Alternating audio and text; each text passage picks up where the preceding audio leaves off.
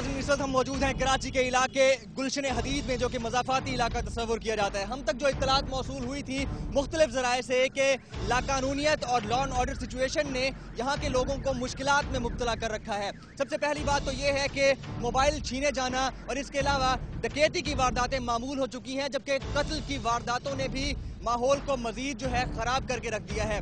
यहाँ की पब्लिक मेरे साथ मौजूद है। सबसे पहले आपको अस्सलाम वालेकुम। बुजुर्गवार मेरे साथ हैं। आपसे मैं जानना चाहूँगा कि यहाँ पर सिक्योरिटी के जो मामलात हैं वो कैसे हैं, जो हम तक इत्तलात पहुँची है क्या दुरुस्त हैं? सिक्योरिटी के मामलात बहुत ही ख़राब हैं। चोरियाँ, डकैतियाँ और भत्ताखोरी तीनों, कत्ल चारों जो है यहाँ पर बड़े पैमाने पे मौजूद हैं। और उसूल ये है कि दो चीज़ें होती हैं मुआशरे में, एक होती है पुलिस, दूसरा होता है जो है ना डकैत। जब पुलिस एक्टिव होती है तो डकैत एक्टिव नहीं होता, और जब पुलिस अनएक्टिव होती है तो डकैत एक्टिव होता है। यहाँ पर डकैत एक्टिव है, उसको कोई पूछने वाला नहीं है, न उसकी कोई तलाश होती है, न उसको पकड़ा जाता है, न उसको मारा जाता है, कुछ भी नहीं होता। क्या आप सब लोग इनकी बात से इत्तेफाक करते हैं? तो आपके ख्याल में क्या पुलिस एक्टिव नहीं है? नहीं है, नहीं है, नहीं है। करने जब थाने में जाते हैं तो थाने वालों का रवैया कैसा होता है? पैसे चाहिए, सिर्फ पैसा हमको चाहिए। पहले कहते हैं भाई आपको हमें पैसे दो, देन आपकी बात सुनी जाएगी, अदरवाइज आपकी कोई बात हम नहीं मानने के तैयार हैं। सबसे पहले तो एफआईआर के कटाने को इतने पैसे ले लेते हैं कि बंदा वहाँ पे मजबूर रहता है। गरीब आदमी जो होता है वापस आ जाता है, और जो ज़्यादा होता है ज़रूरतमंद होता है उसकी बात सुनी नहीं जाती। तो तीन चीज़ों में उनकी बात टाल दी जाती है। हाँ हम करेंगे करेंगे करेंगे, बस आसरों में हम कर रहे हैं। जब बाद में पूछने जाओ वो अभी तक पकड़ा नहीं गया, हम कोशिश कर रहे हैं उसको पकड़ने की। बस इसी तरह टोपियाँ घुमा रहे होते हैं, कुछ काम नहीं कर रहे होते। आप कुछ कह रहे थे? मैं ये कह रहा था जी, जब यहाँ पे पिछले कुछ 2 या 3 महीने में 3-4 डकैतियाँ हुई जिसमें मर्डर हुए, उस टाइम पुलिस एक्टिव हुई। कुछ यहाँ के बाहर के गेट हैं, उन्होंने गेट बंद कर दिए। आज अगर आप रात को आते हैं, दौरा करते हैं, आज आप खुद देखेंगे उस टाइम पुलिस एक्टिव भी हुई। रात में ये लोग सिविल कपड़ों में घूमते रहे।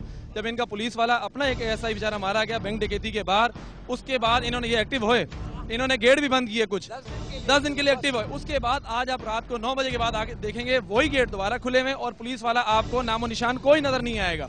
इसका और जो यहाँ पे 6 से 7 साल 10 साल से यहाँ बैठे हुए लोग, उनको सब पुलिस वालों को पता है कि कौन डकैत हैं, कौन चोर हैं। वो जानबूझ के कार्रवाई नहीं करते। सब मिले हुए बिल्कुल मिले हुए, और इनकी सेटिंग पे ये लोग वापसी आते हैं। क्यों नहीं ये लोग यहाँ से हर 2 साल बाद, हालांकि पुलिस के कानून के मुताबिक 2 या 2.5-3 साल के बाद पुलिस यहाँ से ट्रांसफर होती है, यहाँ से जाते हैं और दूसरे यहाँ पे आते हैं। ये लोग जब जाते हैं 1 महीने के लिए, और वहाँ पे ऊपर ये दोबारा सेटिंग बना के दोबारा आके बैठ जाते हैं। आज आप जाएंगे तो आपको 10 साल पुराना वाला बंदा यहाँ पे मिलेगा। अभी गुज़श्ता माह कुछ यहाँ पे जो ना सर्चें हुई थी, तो मखसूस घरों से उन्होंने सर्च की थी ना, क्या भी इशू था, कुछ भी था, वो अलग बात है, मगर उनको पता चल जाता है कि इन घरों पे हमें सर्च करना है।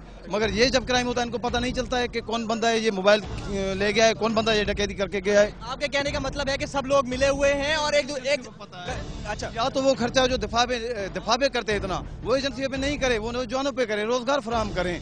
क्या फायदा ऐसे एजेंसियों पे इतना खर्चा करने का? 75% बजट का खर्चा करते हैं। जो मोबाइलें खड़ी होती हैं उनका एक और काम भी है, इन्होंने गैर कानूनी अड्डे यहाँ कायम किए, उनसे भत्ता वसूल करने के लिए सुबह को निकलते हैं, शाम को पूरे पैसे लेके थाने चले जाते हैं।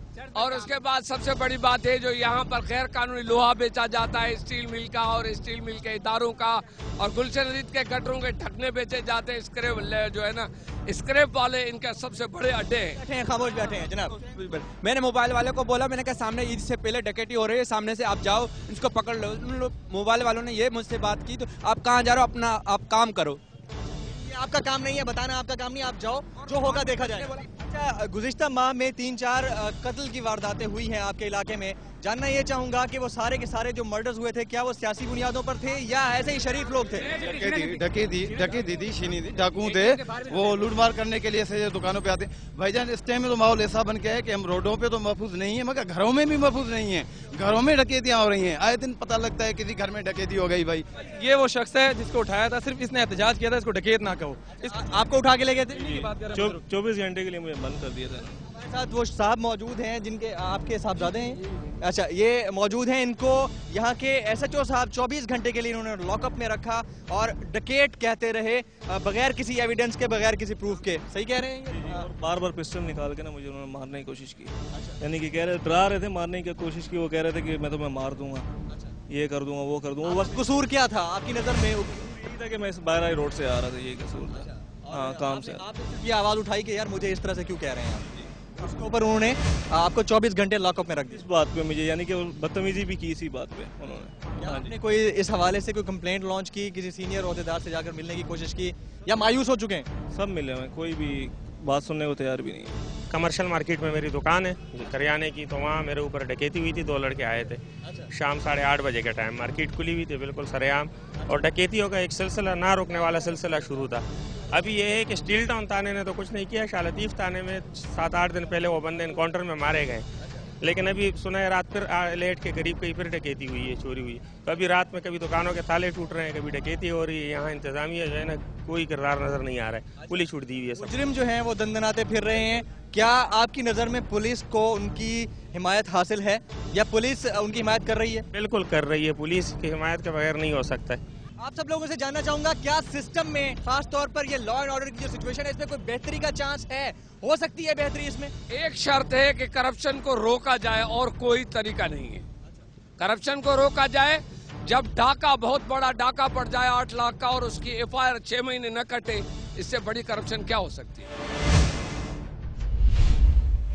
मसला यह है कि हर दरवाजे पे, हर गली पे तो पुलिस वाला मुझे एक बात बताएं, तहफ्फुज़ की जिम्मेदारी किसकी है? हमारी है, पुलिस की है। पुलिस की है। आपके SHO का है?